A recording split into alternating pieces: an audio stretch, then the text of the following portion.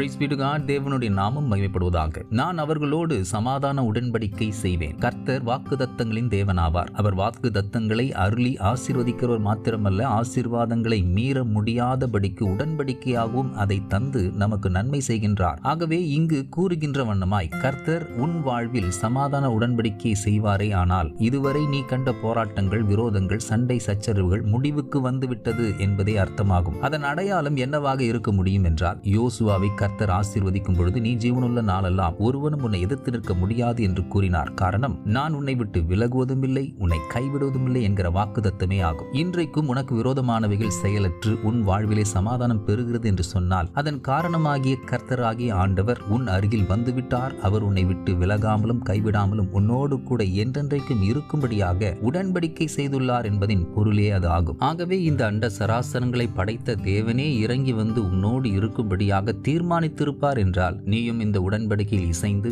அவரை அனுதினமும் நெருங்கி உன்னை விட்டு நீங்காதவரில் நிலைத்திருக்க கடவாய். உலகம் தரக்கூடாத சமாதானத்தை பெற்று என்னாலும் எல்லாவற்றிலும் வாழ்ந்து சுகிப்பாய். God bless you abundantly.